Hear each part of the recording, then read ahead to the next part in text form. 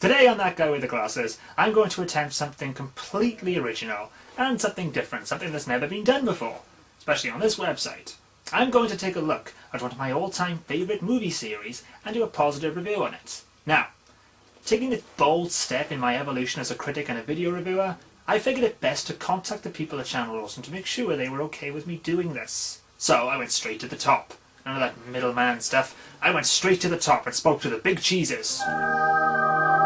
My bosses, to find out if they were okay with me doing this. I sent them a message and I'm expecting a reply any time now, because communication is the byword here at Channel Awesome.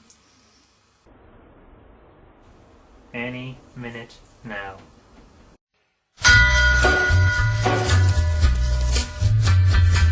You'll see him in your nightmares, you'll see him in your dreams. He'll appear out of nowhere, but he ain't what he seems. You'll see him in your head on the TV screen. Hey buddy, I'm warning you to turn it on. He's a ghost, he's a god, he's a man, he's a guru. You're one microscopic cog in his catastrophic plan, designed and directed by his red right hand.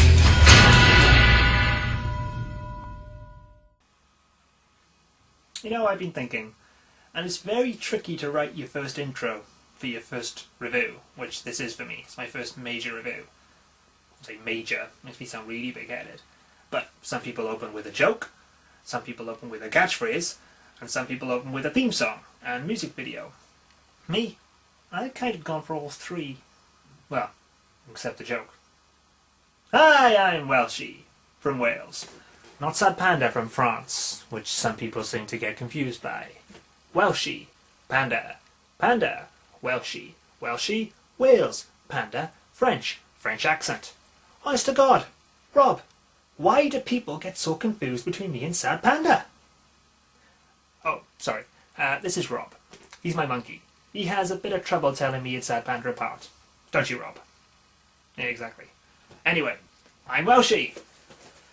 And I fucking love Scream.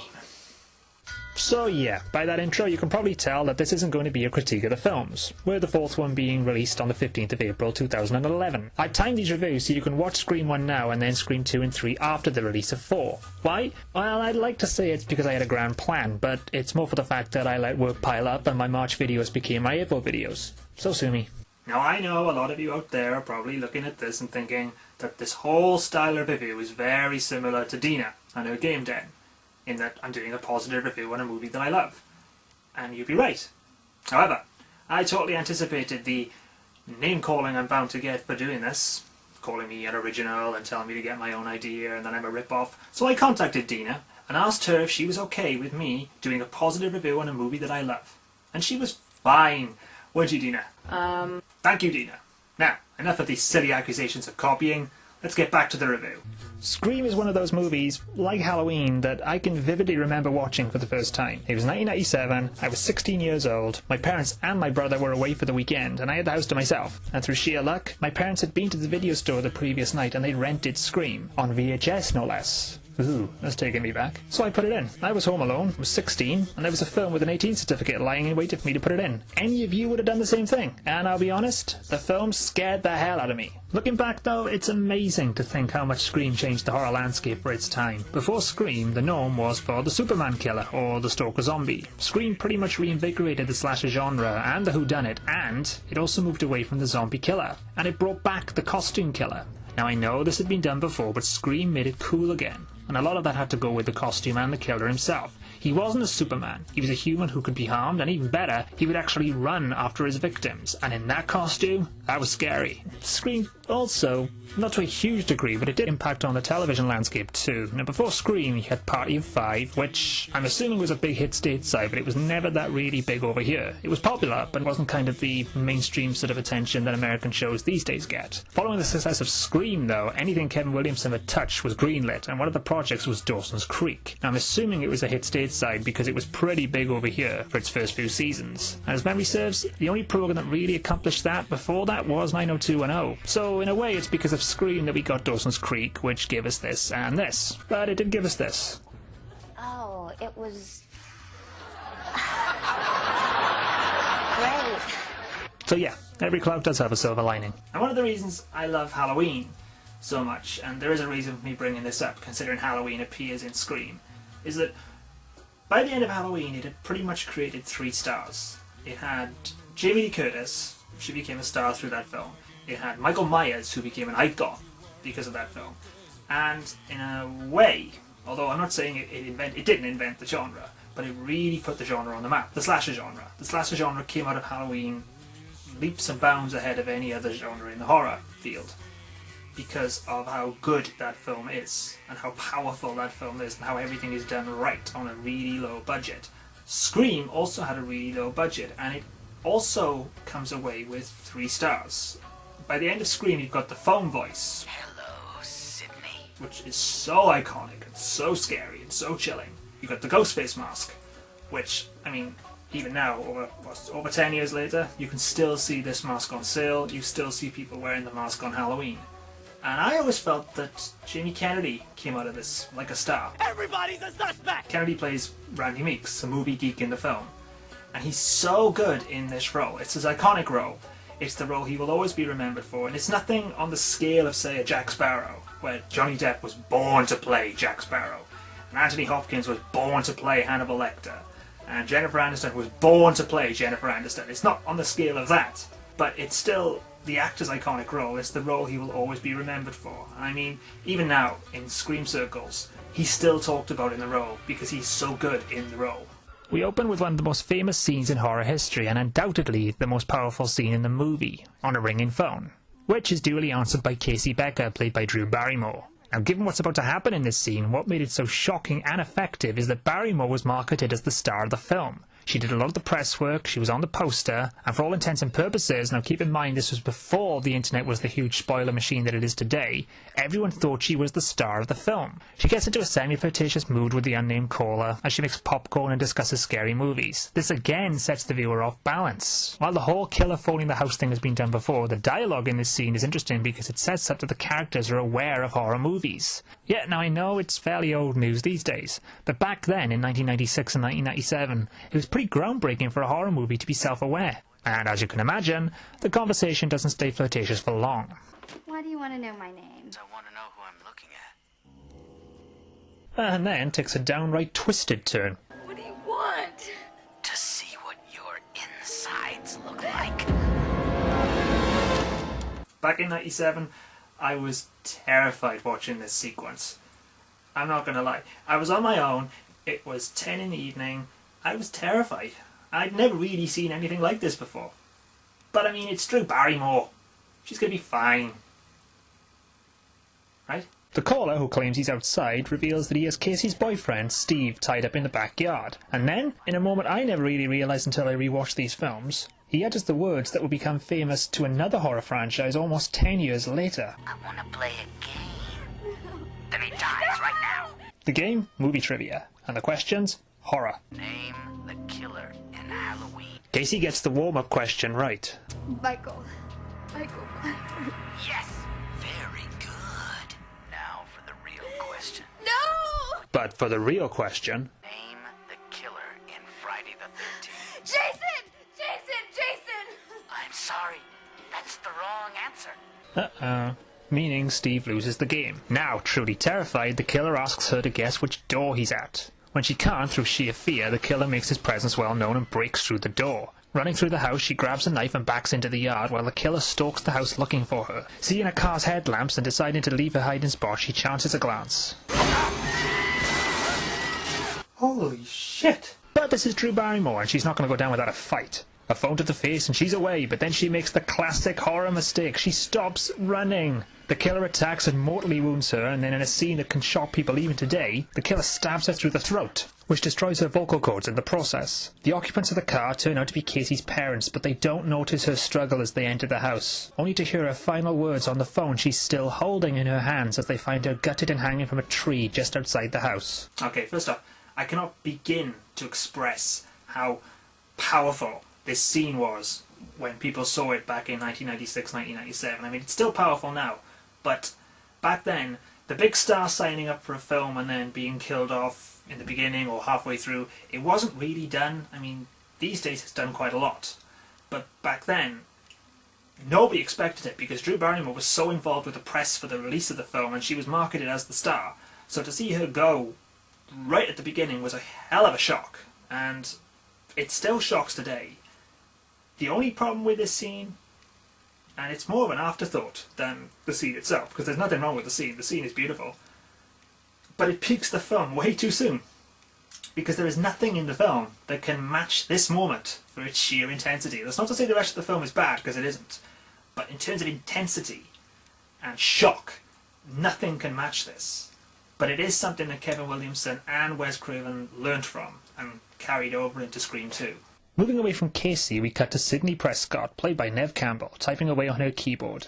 After hearing a noise outside, which she then investigates, this introduces us to Sidney's boyfriend Billy Loomis, played by Skeet Ulrich, and a brief appearance by Sidney's father, who, we learn, will be leaving town tomorrow, meaning Sidney will be all alone for the weekend. Important plot point: Sidney is the daughter of Maureen Prescott, a woman who was found raped and murdered in her home almost exactly 1 year ago, so Sidney is understandably jumpy about certain subjects. Now, while this could have been handled in a negative way, the writing and the performance helps highlight this part about Scream that makes it stand out from the current crop of horror remakes these days. Likeable characters. And, yeah, I'll admit, they almost do fall into that pit of being the typical horror character, with the virgin, the best friend, the boyfriend, the movie geek. But they're written so well, and they're just rounded enough that they manage to avoid that cliché. For instance, you have Sidney, who begins this film as the typical horror virgin. But unlike other films where she's just the virgin because she's just not into that sort of thing, she's a virgin because she walked in on her mother's raped and bloody corpse a year earlier. Which, let's be honest, would put anyone off sex, especially when there's stories of her mother and her sexual escapades all over town. Sidney is the heroine, and in a departure from films of today, she's likeable and you root for her. She's friendly, but not bland. She's strong, but not an ice maiden. And Campbell captures the horror spirit of the classic horror heroines like Laurie. Oh fuck no, not that one. And you support her through it. Boyfriend Billy wants sex. Sidney doesn't. And despite a puppy dog look, which for some reason doesn't work, I wonder why, Billy departs. The next day, the town of Woodsboro is awash with news coverage of the deaths of Casey and Steve. It's at school we meet Tatum, played by Rose McGowan. Going back to what I said earlier about the character dynamic in Scream, compared to the horror films of today, Tatum is another good example of the differences. Tatum, the best friend. A role in any other film, and certainly the more recent films of today, would have been a throwaway role. What fleshes her out is that unlike other films, she's not a complete bitch. She's feisty and spunky, but she really does care about Sidney. There isn't one point in this film where you see her attack Sidney or badmouth Sidney behind her back. The two have a meaningful conversation about halfway through regarding Sidney's mother, and while Tatum certainly believes the rumours, she never once hurt Sidney with this knowledge. She acts like a real person and a real friend. As the police investigate the murders, we're introduced to our principal characters: Tatum's brother, Deputy Dewey Riley, played by David Arquette, the local sheriff, the headmaster, it's the Fonz. And later we meet Tatum's complete ass, but for some reason amusing boyfriend Stu, played by Matthew Lillard, in a role that thankfully doesn't require him to go outside his acting range. Okay, really? Did I just say acting range? And traditional horror geek and surely dead meat, Randy Meeks, played by the aforementioned Jamie Kennedy. With the principal cast pretty much all introduced, the film sets about building tension and, are you listening to this, Platinum Films? Not relying on jump scares. Returning home, Sidney, displaying the kind of intelligence that's almost non-existent in today's horror films, decides she would rather not stay home alone in a house in the middle of nowhere and arranges with Tatum to stay with her. So Tatum says she'll pick her up after practice. With a few hours to go before Tatum arrives, Sidney falls asleep and is awoken a few hours later by a phone call from Tatum to announce she's on her way. A second phone call sparks one of the most iconic lines of the series. Hello, Sydney. Initially, Sidney thinks the caller is Randy, playing a prank, and plays along. But when questioned whether she likes scary movies, Sidney utters one of the greatest lines in horror, basically summing up the entire slasher genre in one sentence. Oh, it's just, what's the point? They're all the same. Some stupid killer stalking some big-breasted girl who can't act, who's always running up the stairs when she should be going out the front door. It's insulting. Calling the caller's bluff that he's on the front porch, she goes out to investigate and finds no body there. Bored of the conversation, she goes to hang up. If you hang up on me, you'll die just like your mother. Do you want to die, Sydney? Your mother sure didn't. Back inside with the door locked, Sydney's safe. Well, not really. Managing to fight off the killer, but with the door locked, in a delicious slice of irony, she does what she just claimed would be the flaw in the horror films. She runs up the stairs, managing to call the police over the internet. But the killer has disappeared, and suddenly Billy has appeared. The game's afoot, especially when Billy's phone drops to the floor. For you kids out there, let me just clarify. Back in 1996 and 1997, mobile phones weren't the essential life tool that they are today, so seeing one on the floor is a perfectly legit reason for Sydney to suspect Billy at this moment. Sydney, doing the natural thing, runs like hell. I've always liked that scene. Billy's arrested and carted off to jail while Sydney is taken in for questioning. It's here we officially meet Courtney Cox's character, Gail Weathers, and her cameraman Kenny. Weathers, a tabloid journalist who has a history with Sydney due to Sydney testifying against Cotton Weary, the man who went to jail for the rape and murder of her mother. Weathers believes Cotton to be innocent and has a book due out later in the year which details the court case. At the police station where Billy is questioned, and then kept inside until his phone records can be checked, Sydney learns that her father never checked into the hotel he told her he'd be staying at and is now missing. Leaving the station through the back entrance, Sydney is ambushed by reporters led by Gail, and, after an off-the-cuff remark, I'll send you a copy. Sydney doesn't seem to like that. Back at Tatum, Sydney and Tatum discuss the possibility of Billy being the killer, and in a scene which is a serious departure from the movies of today, it's a simple little scene between the two of them. Just listen to it for a moment. Do you really think Billy did it? He was there, Tatum. He was destined to have a flaw. I knew he was too perfect. It's a nice scene, and it really shows the softer side of Tatum's character. Now, imagine if Rob Zombie had written that scene. What up, Dick Lickers? Dude, suck it up, ho. We got a fucking theme going on. Don't screw it up. Yeah. Now I don't like them as much. Things seem relatively calm, but before turning in, Sydney gets another call. Hello, Sydney. And to build the list of suspects, Dewey doesn't appear in the scene until the killer hangs up. Interesting. Hello. So at this moment, I guess we can put Dewey on the suspects list with Billy. But wait a minute. How did Gail know about Sydney's attack? And how was she on the scene in the first place? Add Gail. What about the cameraman? Add Kenny. Funny how practice ran late. But just after the attack, Tatum arrives. Add Tatum. And where is the father? After all, the costume is called Father Death. This was before he was rechristened Ghostface, by the way. Add the father too. That's quite the list of suspects. The next day at school, things really don't get any better. Dewey announces the calls didn't come from Billy's phone and that he's been released. Gail puts the spooks on Sydney by connecting the new killings with the killings of her mother, which would prove she's right about Cotton's innocence. Do you know what that could do for my book sales?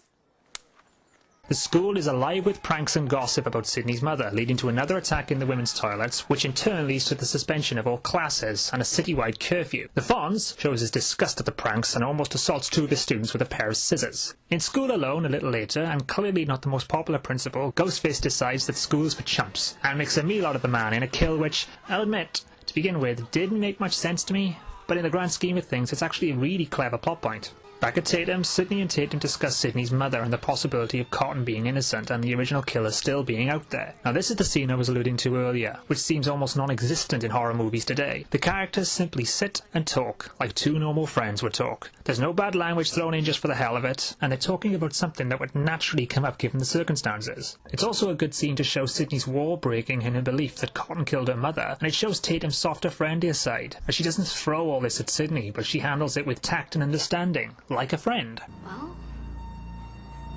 I mean, you can only hear that Richard Gere gerbil story so many times before you have to start believing it.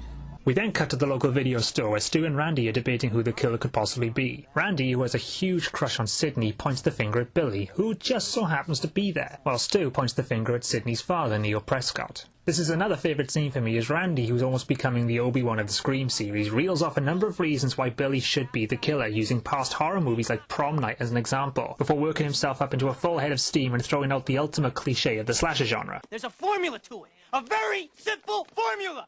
Everybody's a suspect.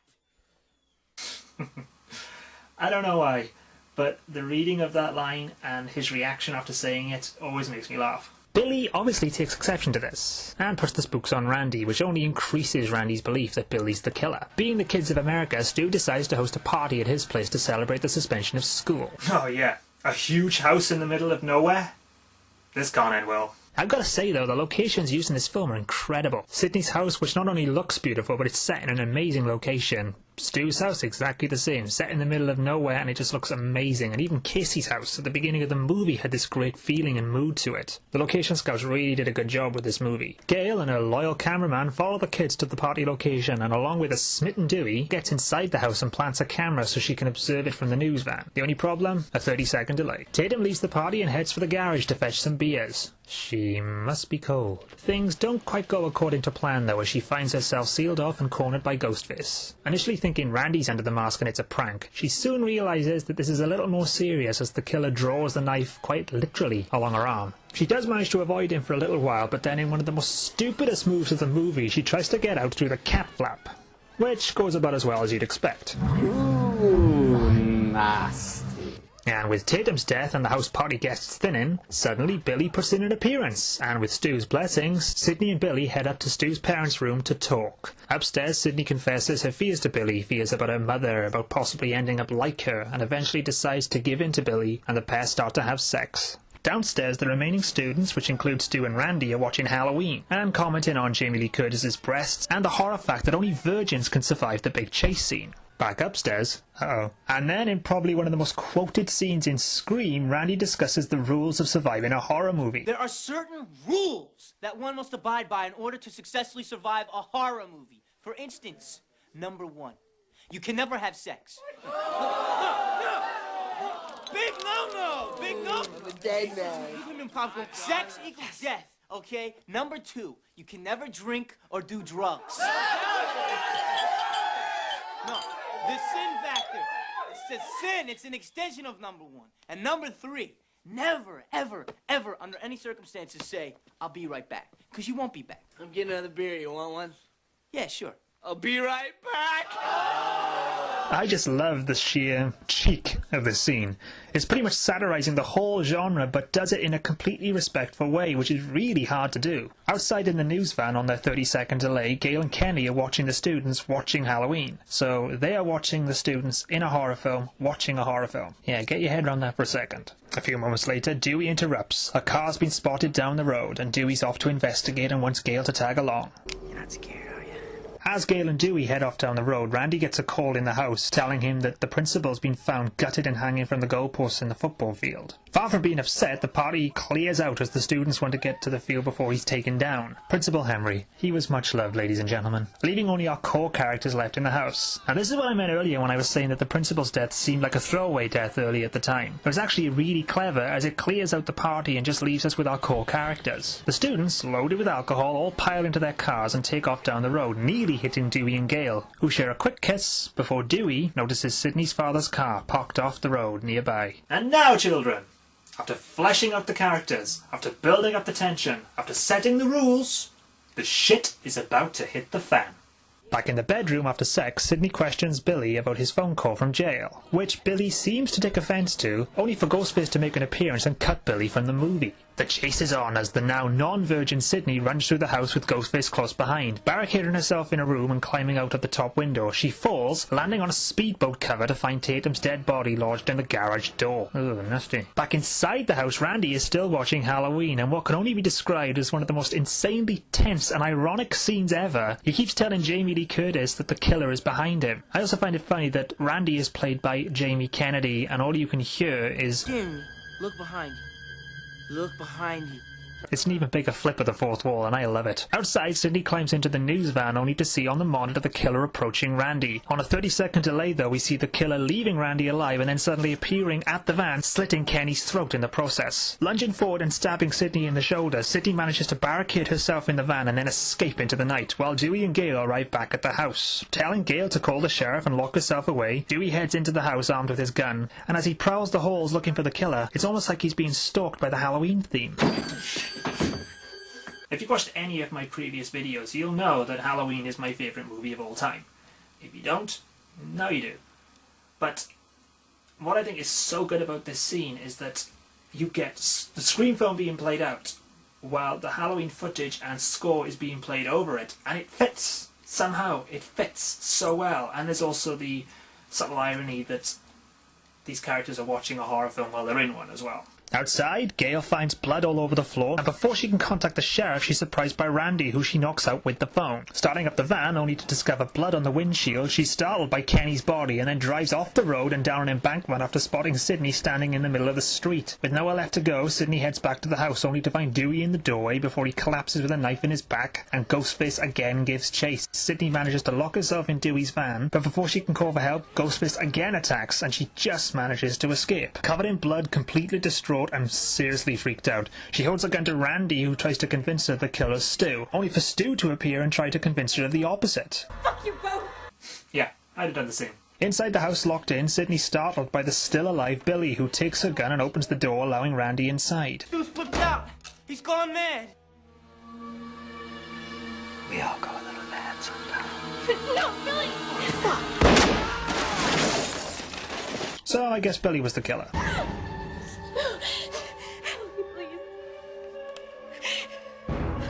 Surprise, Sydney. Two killers. I'll admit, when I first saw this, I did not see this coming. Cornered and unmasked, the killer's monologue. Okay, word of warning. The following scene may shock you.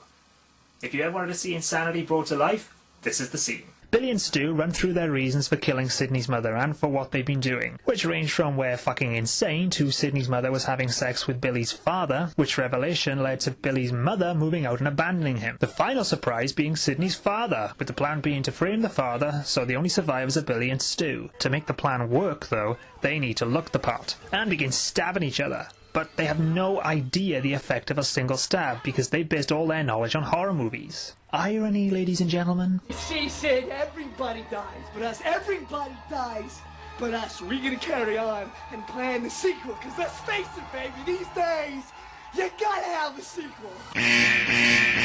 Both end up mortally wounded and bleeding buckets, but before they can actually reach for the gun to end it, they find it being held by Gail, and she's pointing it at them. Sadly, she's not as good with the gun as she is with a microphone and doesn't realise the safety's armed. But Gail's distraction allows Sydney to hide away her father and herself and call the police, turning the tables on Billy and Stu by calling them using the voice changer. Are you alone in the house? Bitch! You bitch! Where the fuck are you? Stu, mortally wounded and dying, tries to keep Sydney talking while Billy literally tears the house apart trying to find her. While the conclusion of Halloween plays in the background, Sydney, wearing the Ghostface costume, stabs Billy twice with an umbrella. Interesting note about that scene. Skeet Ulrich, the actor playing Billy, when he was a young man, I think 10 years old, he had open heart surgery, so there's a part in his chest where there's a little stainless steel wire. Now, if you touch it, it causes an insane amount of pain. Now, during this scene, he's padded here, he's padded here. The stunt woman, underneath the mask, couldn't see because of the mask. So when you see this reaction, that's 100% real. Now, apparently really dead, Stu takes some offence to the death of his partner in crime and tackles Sydney, but that doesn't go very well for him, and he ends up getting up close and personal with Jamie Lee Curtis. Goodbye, Stu. Both killers are dead and Sydney can finally relax, only to get a scare from Randy, who despite a gunshot to the shoulder is still alive. Oh my god, Randy, I thought you were dead. I probably should be. I never thought I'd be so happy to be a virgin. But, not to be outdone, Billy is still alive and tries to strangle Sydney, leading to one of those moments that makes even me cringe. Sydney sticks her finger into Billy's stab wound. Ooh. He raises a knife and brings it down, but is shot by Gail, who finally turned the safety off. Guess I remember the safety that time, you bastard. Now, seeing as this guy has managed to come back in one film more times than Jigsaw did during the entire Saw franchise, Sydney makes doubly sure he's dead this time and shoots him in the head. Happy anniversary, bitch. And the film ends with Gail ignoring Dewey as he's wheeled away alive in an ambulance, reporting on the killings and closing the story. And that's the first Scream. Now, a lot of people are probably going to agree or disagree. Again, completely entitled to that. But there's a reason this is one of my favourite films and favourite film series. And when you look at this film and then look at the current crop of horror movies or remakes that have come out recently, you can see what the problem with these films and why they don't succeed. There is no likeable characters in those films. You just can't wait for them to get killed off because they're so annoying. Scream has likeable characters, characters you care about, characters you want to survive. Not all of them, you know, and there's some people out there who are probably on the other side and can't wait for them all to die.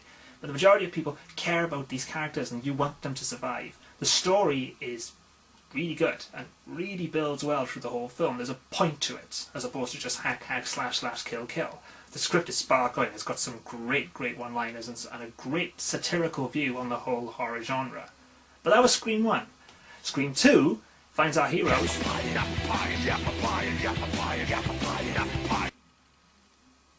Hello? Hello, Welshy.